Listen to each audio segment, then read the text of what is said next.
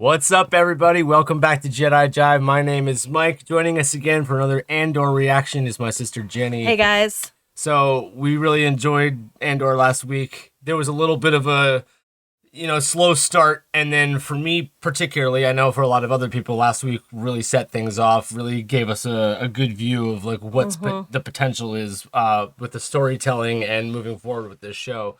I know that there's still going to be a fair amount of people that are maybe fans of The Mandalorian or whatever that are going to be thinking, this isn't as exciting.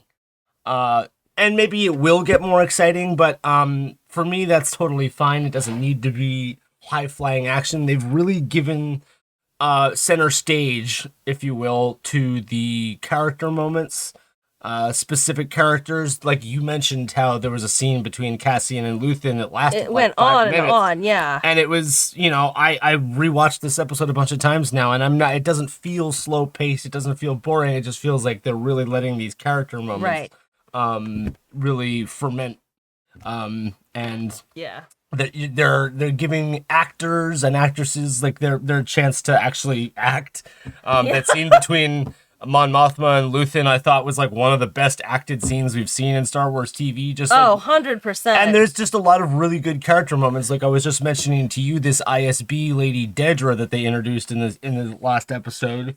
She's really super interesting to me in that this is a bad guy, but we're seeing how she's having difficulty with upward mobility in her career in the Empire. She's butting heads with other members of her team. Other people in the Imperial Security Bureau, right? I think that's right. Which is basically the equivalent of the FBI, right? Right.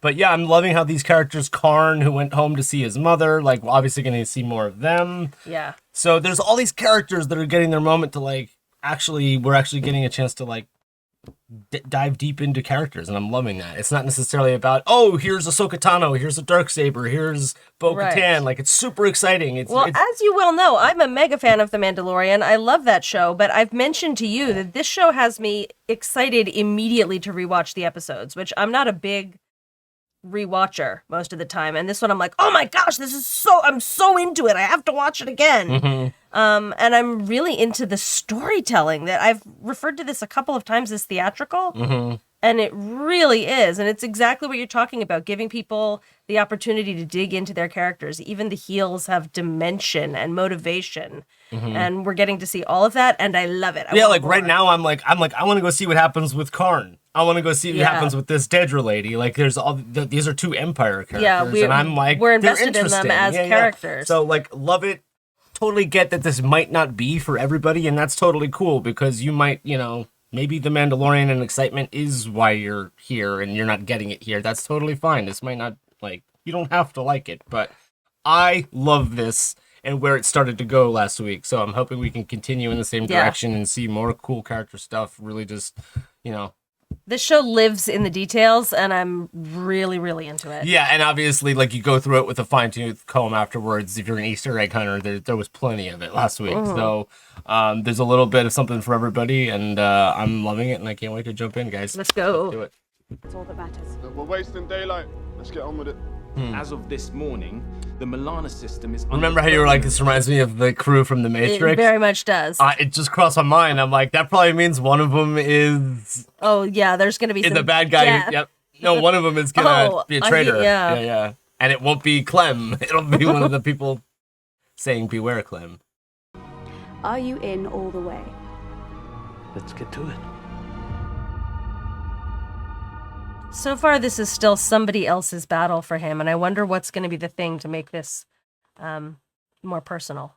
Didn't Luthen already kind of point out how he has perfectly good reasons to? And he does, but I mean, he's sort of he's on that fence of being in it for the money. Sure, yeah. Yeah. Yeah, slightly different intro all music the time. The music changes. Same song, but with different instrumentation. Yeah. Makes me think of a clock or the passage of time. Yep. See? See the stacked housing units in the background? Yeah, this is council housing, as they call it in the UK. This is... Oh, and the sun is there, but it's But it's a little bit further above. It's a little far away, yeah. He lives in public housing. Cyril is his first name. Cyril Khan, yeah. Cereal. Is that how you've been presenting yourself to the world? Blue milk She's cereal. giving him, like, kid cereal. By the time you've remembered to sit up straight, it's too late. You might as well wear a sign that says, I promise to disappoint you. My assumption is you have no prospects for the future. Oh, what a great voice she has. That's her real voice, too. She's remarkable. I'm calling Uncle Harlow. I'm calling in the family favor. Haven't heard that in a while. What is it you'll be asking for? Someone who'll take you on, Cyril. Uncle Harlow will know what's best. That's so funny. It's like the family connection. Hilarious. Yes. Almost like he's like got a mobster uncle that'll like, give him a job. Yeah. And it's like scrapyard or something. Yeah. Hopefully it'll be in the ISB under that Dedra lady so they can team up. Bill asked me to have a look. I think she's having second thoughts. He inspected all this stuff while he was sleeping. You know what this means, don't you? Yeah, I saw your eyes go right to it. Great head. Great head. How about this? By the hand. It must be war Yeah. tattoos. 3 years, I was 13 when I went in. That's why you're here? Revenge? Yeah, that's good enough for now. You? Working with other people is never easy. I didn't mark you for a team player. Could be walking us right into a trap.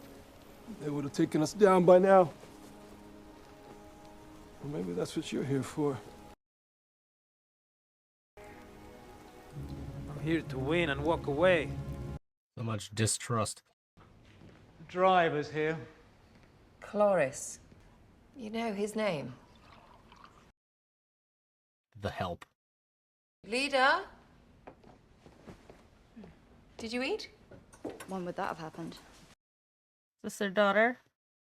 Change in plan. Dad's taking me. You're taking me, right? Clear it with her. I don't have early class today. We planned this. You did. Get your coat. It's not up for discussion. It's out of your way anyway, so what's the point? The point is, we have a schedule. The driver's waiting. I've planned on this and we're Schedule. going. You're only doing it to show off. What? Just go. Nobody cares. You can relax. That's just so hurtful. It's just really interesting. She's this absolute badass who's responsible for so many It's all people's about you, welfare, isn't but it? she has It's struggles always all within her about own. you. Is this really how you'd like Family. to start the day? I didn't choose this conversation. Not a hero to everybody. I so appreciate the support. Teenagers. Get ready. It's realistic home life, man. Oh my god, this milk is white. That's an old one. Old and true and sturdy. One of the best navigational tools ever built.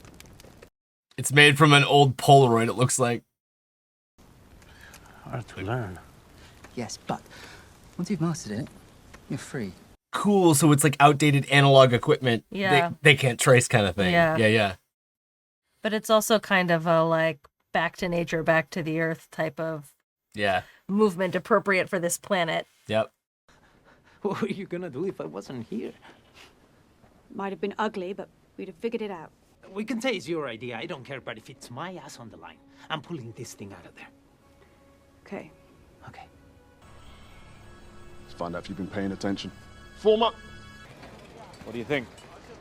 As a hotel, do you want it or not? I was asking if this would do as your headquarters. The title, I know it doesn't come with extra pay. You can wear a ball gown if you'd like.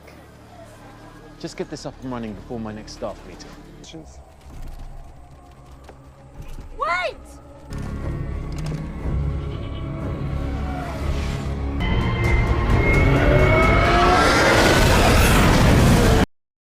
What a shot! Yo, we did a flyby. That's sick. Surprise from above is never as shocking as one from below. What did I miss while I was gone? The Finkley conference. They have agreed to move up your suite. You should go. I didn't realize how late it was. I'm staying if you are. You're onto something. Kessel. Fondor. Targeting consoles from Jakku. Proton warheads from Base K. The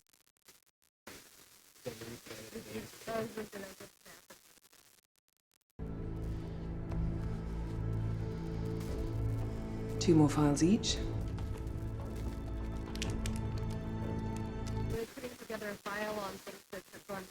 It's funny they show her taking like space ibuprofen. Yeah. To like Yeah. to get headaches and collar feeling tight there for a second.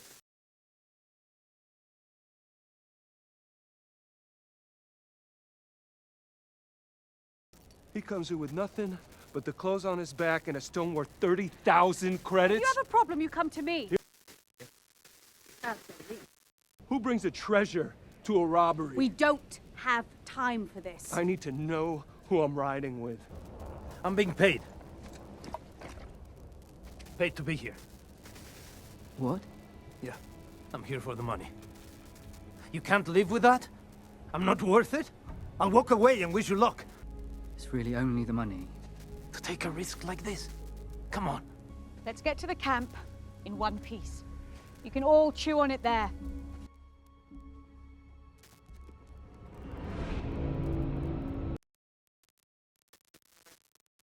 When were you planning to tell me about this new foundation? Oh, I didn't think you'd be interested. Why is that? It's charitable. Do you mind taking the expressway? Yes, sir. That's code for I don't want to be in the car, but I think I have to get a quick thing.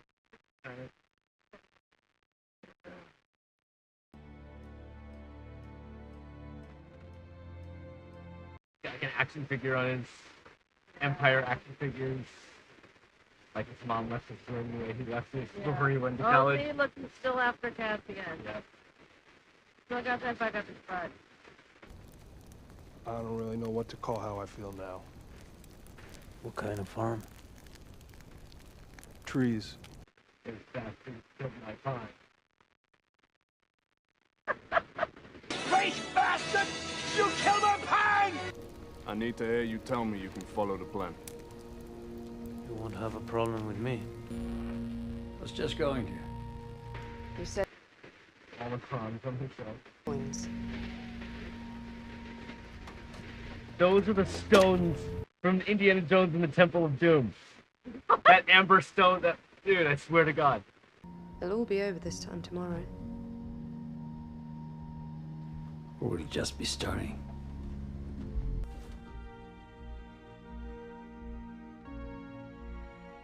Yep. Which I remember before we didn't mention it in the beginning, but I was like, a friend of mine who was commenting how like Karin's mother kind of just seemed like the typical sort of Italian mom from Earth that would like have a picture of the Pope on the wall or whatever, and it really did feel like that, that she had that. I love that their relationship, and I also I remember last week I was pointing out how like the detail of Cassian shaving was like a little mundane, like it just makes it feel more real. It makes it feel more like this is a real person doing it. There was so much more of that. Well, in this I mentioned last week the detail of everything inside Mon Mothma's house.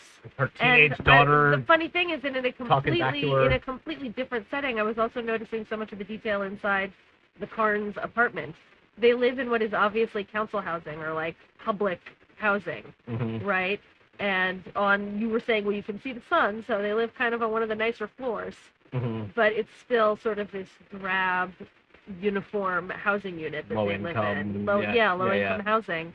And the details of everything in there, from like the kid's cereal that she served him, love that to detail. like the fruit basket on the table, the little action figures in his childhood bedroom that he had. Yep. Just like amazing, juicy details everywhere you look in this show. Yeah, I love it. And I thought it was interesting how, Mon Mothma was obviously like super like in her frame, powerful woman, but then like her teenage daughter like leveled her emotionally just by like implying that she didn't care like about her. You spend all your time on your job. You don't care about me anyway. It's Yet just another fascinating realistic because that's detail. a very realistic dynamic and one we've seen in other movies and shows before.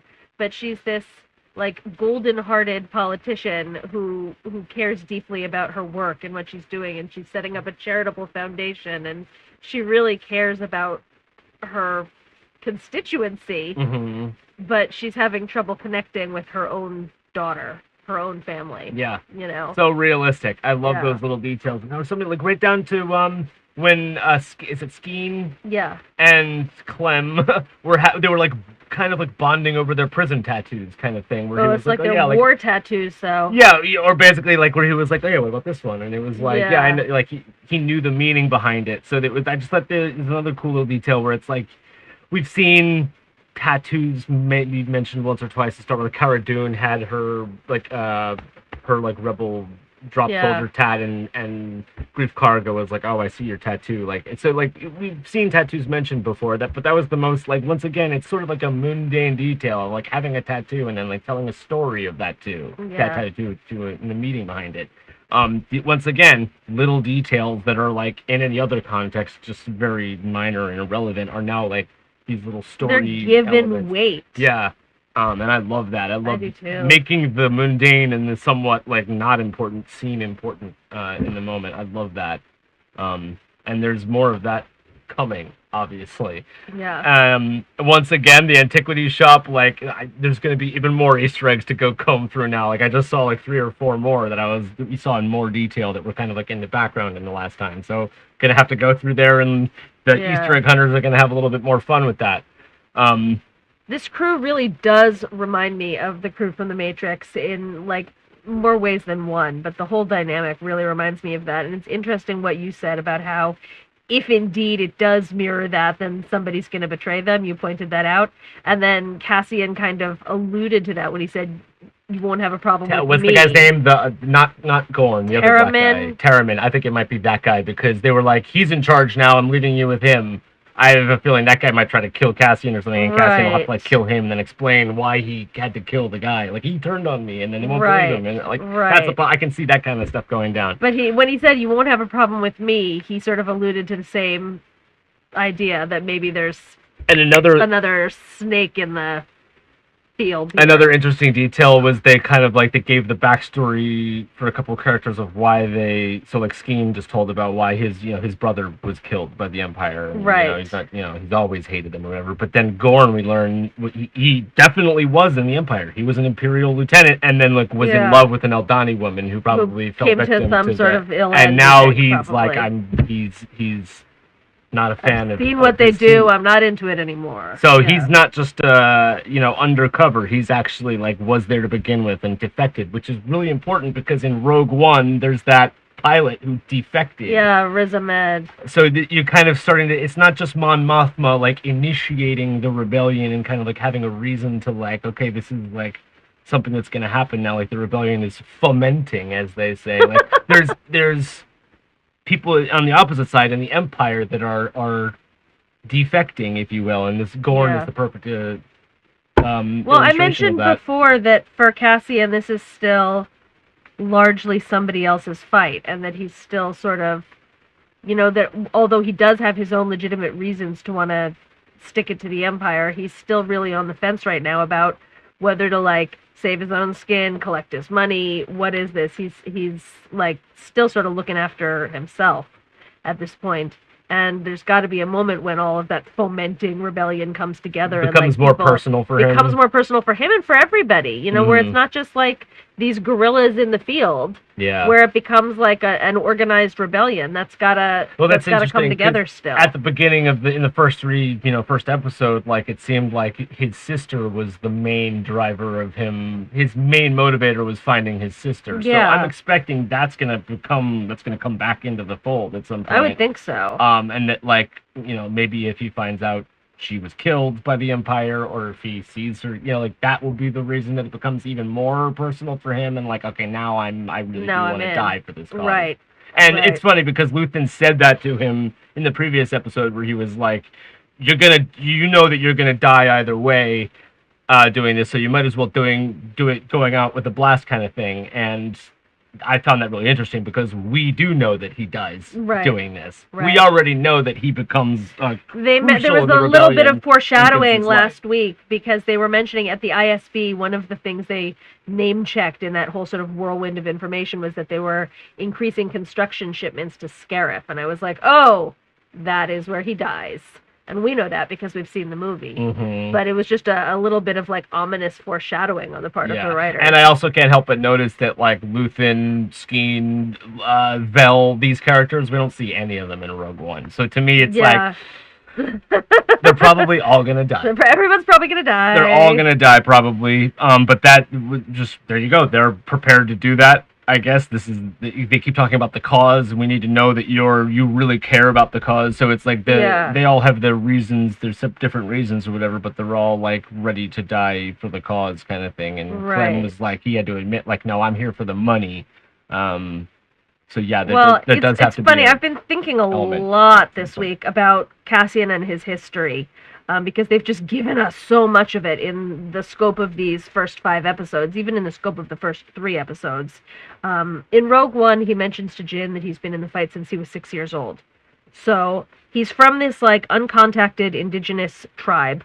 We can assume that when he was about 6 years old, the Empire comes, changes everything he knows.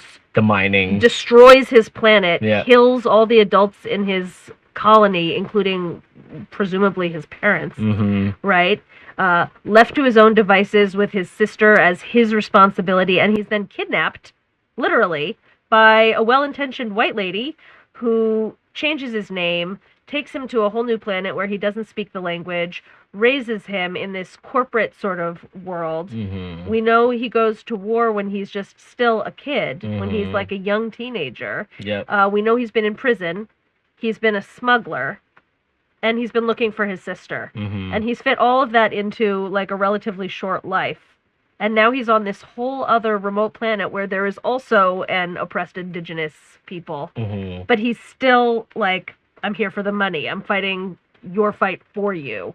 So where's the point where it's gonna click into place for him? What's the thing that's going to like get him fully on board? That's such a rich story, such a rich history, and I find that so compelling, and I've just been thinking about it a lot. And so I mean, Mon Mothma and her husband, like, there's obviously like their marriage is kind of on the rocks almost. So, and we didn't even know Mon Mothma had a husband previous to this show, so maybe he dies too. I mean, there could be a lot of those things, and it's so interesting down to where he's like, he talks to the driver, and he's like, "Can you take the expressway?" To me, that goes right back to the whole shaving thing of like just making these little details of it. It doesn't make it feel earthbound because he said expressway. It just makes it feel more like Coruscant has like legitimate cityness to it. It gives us context for Coruscant as like a living, breathing city. Once again, where people go about their business mentioning every an day. expressway seems like a mundane detail, but it's just it just it's enriches like mentioning everything. the bank or seeing the bus station or all of these little things. Like people live in this city who have nothing to do with. It's not just this all fantasy of this. world. It's an actual city planet with highways and traffic laws and police, and it's very like that is kind of a real world thing to us, but I mean like that just makes it seem more real, and you can get immersed in the environment so much more when you can connect it to things that seem real like that. So guys, loving it. Definitely the slow pace continues, and like I said, I even started to feel a little bit of impatience, where I'm wanting to like, oh my god, I want to see more. Like I need to, like, this is a really good movie that I don't want to stop watching right now kind of thing. But obviously we have to. But I'm glad that they're able to build that excitement right now without doing anything actually exciting. The story is gradually building. Now we have this, they're on this dam, they're getting ready to do this infiltration, like it's like you can feel the excitement building, but nothing actually exciting has happened yet beyond like TIE fighters flying overhead and making you feel suspenseful for a second. But that one shot of the TIE fighter doing that was sick. The low fly, and it was just like, oh, so doing the flyby. Cool. Everything from the audio to just like the visuals of it all, and they really, like, they had one shot that was like a low angle on the water with like the Glen in the background, and it was just very well composed, and it was like, wow, they just used the scenery to create a beautiful frame, and it lasted like a little while, and they're doing a great job of right down to the details like that, where it's like there's no dialogue, it's just a cool shot. There's nothing scarier than that sound too when the TIE fighter approaches. It's like a combination of nails on the chalkboard and the Ghost of Christmas Future. Yeah. It's horrifying. Well, how many times have we seen or heard TIE fighters and they're just these little geometric shapes, far away, making this sound or whatever, Yeah. but when you see it fly over and the water rushes and it makes the wind blow and all that, they cover their ears like it's Yeah. you'd be like, wow, that's a big, ion propulsion starfighter.